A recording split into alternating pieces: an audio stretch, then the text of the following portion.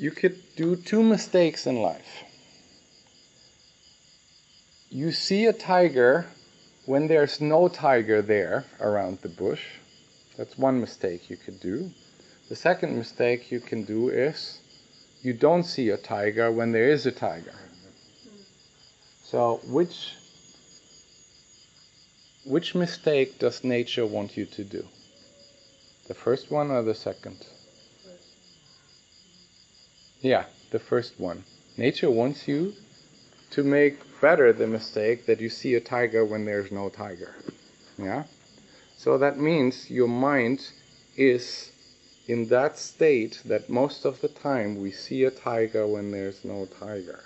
And that's the negativity bias I was talking about, that, from the original development of our mind, we see dangers where there are no dangers. We just stick to the negative. We only see and receive the negative where there's nothing. And they say in neuroscience that negative impressions get so much more attention than the positive impressions. Yeah? It's one thing. The second one is we put more effort into avoiding pain or losses than into gaining or creating something. So we come into a kind of passive mode where we protect ourselves so much instead of going out and gaining something. And it's so incredible, because if you want to become successful with no matter what you do,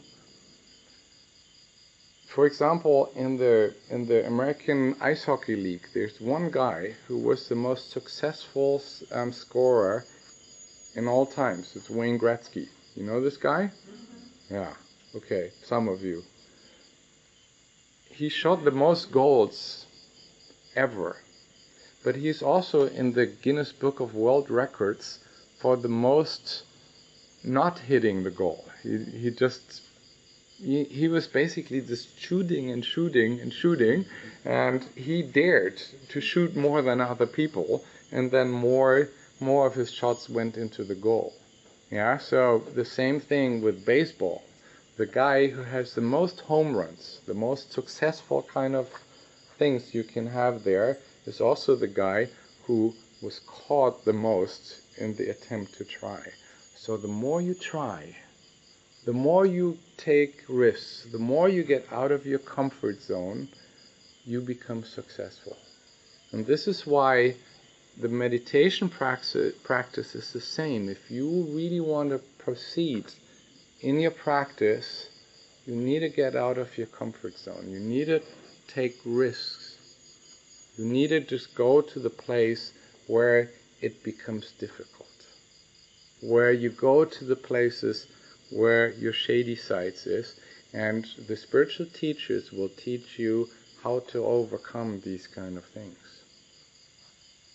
Yeah? So Swami Rama, for example, was a lot of times saying, fearlessness is my mantra, which doesn't mean that you does not have fear, but you train yourself in overcoming your fears, to encounter them, to just open your heart to it. And there are many stories of where his teachers were testing him, or other gurus were testing him, that he came to one house and he said, yeah, I'm coming from this and this master, and the guy said, okay, you can sleep in this hut over there. He went in there, and it was full of snakes. Really poisonous snakes. So he was just going in there, sitting down and meditating the whole night through, exactly on that. That means, and we have this concept of the spiritual warrior. And this is why in the yoga asanas, the warrior poses are so important. That you just really bring your mind to the point where you go. So no matter what you're doing, when you get tired, sit up. Yeah, when your mind is restless, keep sitting. Yeah, Ajahn Somshai always said, you have to practice against the stream. Yeah, like you brush your hair against where it normally falls to. Yeah, to just get this power inside of you that you say, nothing can stop me from evolving, because your mind will again and again try to bring you to the other side. Because what they're saying, out of this comes an over-exaggeration of danger. We see most of the time danger where there isn't any. And they say, and that's even worse, underestimating possibilities and underestimating inner and outer resources. Yeah? So, seeing the light in you, seeing what you really are, is one of the goals of the spiritual practice. Like the Buddha said, "O nobly born, remember who you really are." Because you don't see your resources, you don't see what you actually are. Sounds good? Mm-hmm. And with this kind of mind state, you can become the most free person you can imagine. So the Buddha was saying, as every ocean has only the one taste, the taste of salt, so has every real spiritual path only the one taste, the taste of absolute freedom and liberation. So when we talk about the spiritual path, we talk about complete liberation. Not just to overcome some fears, not to just control your mind a little bit more, but to understand who you are and what you are. Yeah? And one of the most inspiring things I have read was during the Second World War. There was a 14-year-old girl, her name is Etty Hillesum. She was in Holland as a Jewish person in one of these concentration camps in Germany, in the most horrific place you could imagine. And she died a couple of months before the Germans lost the war. And they found her diary in this concentration camp. And this 14-year-old girl was writing, "If you have a real inner life, it does not matter on which side of the fence you are living." Could you imagine that? That you're in the worst place on earth, and she's 14, is writing, "If you have a real inner life, it doesn't matter on which side of the fence you are living. Every day, my life makes sense. And I've seen all of this. I've been in thousands of concentration camps.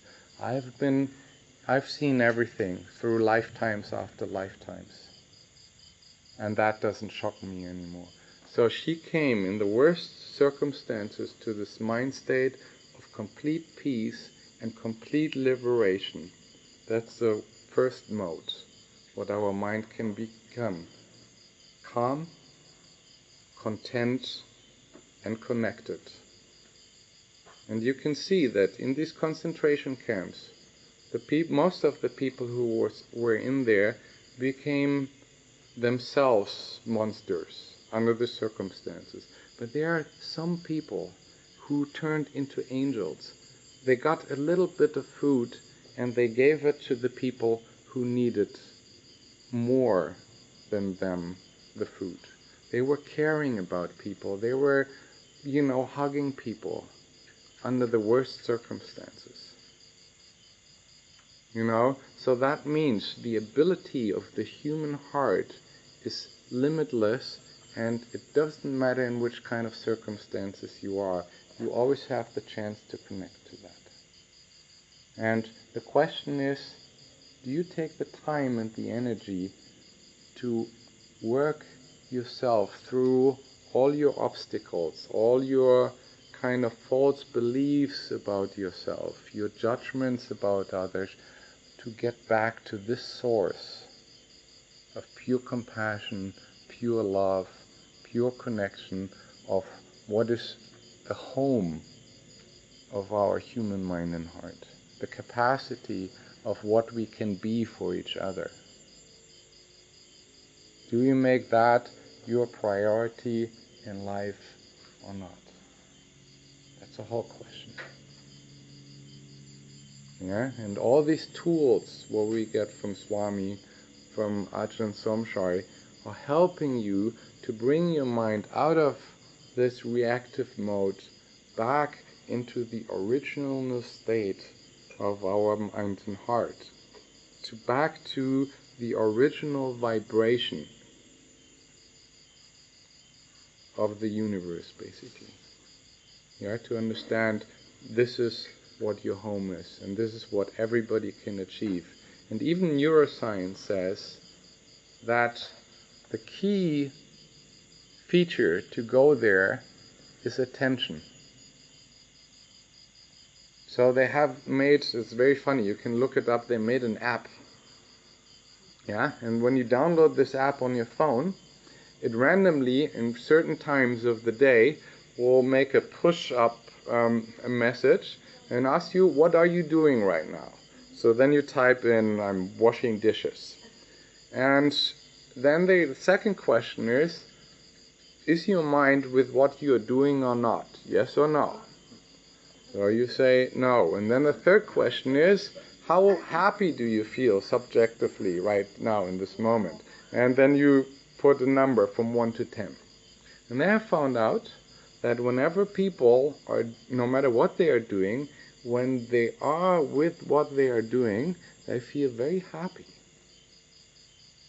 And no matter what they are doing, when their mind is not attentive, they feel unhappy. So they say one of the key functions is attention, and when you're able to concentrate on what is, when your mind is resting in the present moment, happiness arises. Yeah? And that's one of the key secrets of the whole meditation. Yeah? It's easy. It's very easy.